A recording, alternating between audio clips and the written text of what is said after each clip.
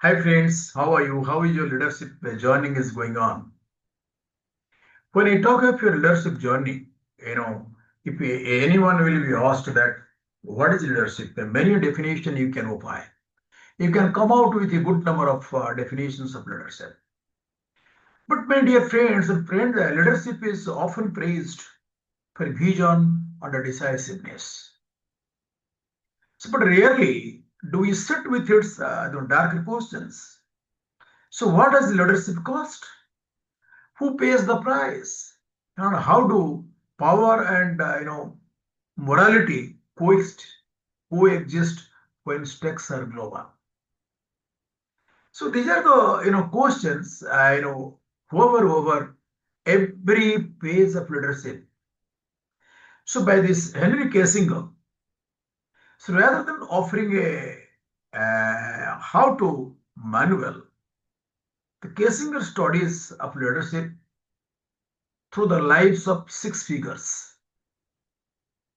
Eisenhower, Degalli, Nixon, Sadat, Lincoln, Eo, and Thatcher, each navigating moments when the history demands difficult, often controversial decisions.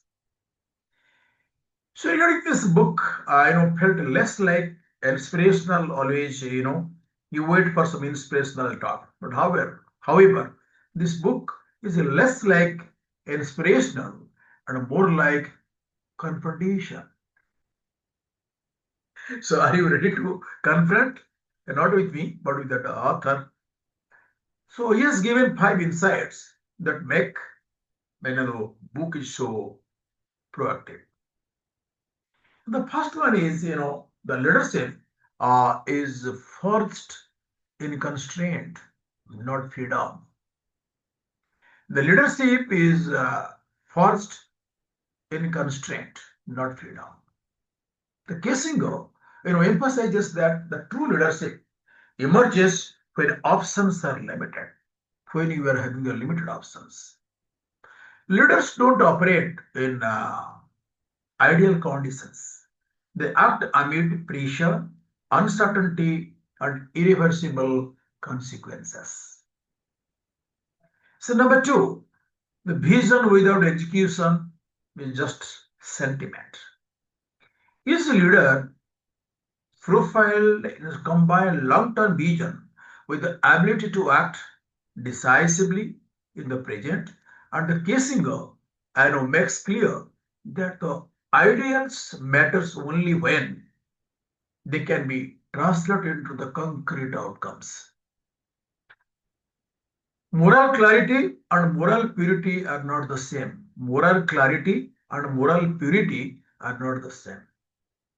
One of the book's most uncomfortable themes is that leadership often involves tragic trade-offs. The Kissinger, does not resolve his subjects, but he insists that judgment must consider historical context, not hindsights alone. Number four, leaders, they shape destiny. Leaders shape history, but are also shaped by it. The book resists the myth of the total control, circumstances, and culture, timing, and the global forces that constrain even the most powerful individuals. Leadership is interactions, not domination. Then number five, the legacy is decided long after decisions are made. Legacy is decided long after the decisions are made. The Kissinger shows how leaders are remembered differently over a period of time. So what looks ruthless is one era may later be seen as stabilizing or vice versa. So history is an evolving judge. So when you will finish the book reading, you will not feel much energized. Rather, you will feel you'll feel sober. The friends, leadership does not flatter ambitions. And questions and asks whether you are prepared not just to lead but to carry responsibility for the consequences that may never resolve cleanly. Friend, this is a very important line. It asks leadership, you know, asks whether you are prepared not just to lead but to carry responsibility for consequences that may never resolve clearly. So, friends, the leadership is not a motivational book. It is a reckoning because leadership at its highest level is not about admiration or applause. It's about closing under pressure, accepting moral ambiguity and acting it anyway. So, knowing history will debate your choices long after you are gone. History will debate your choices long after you are gone.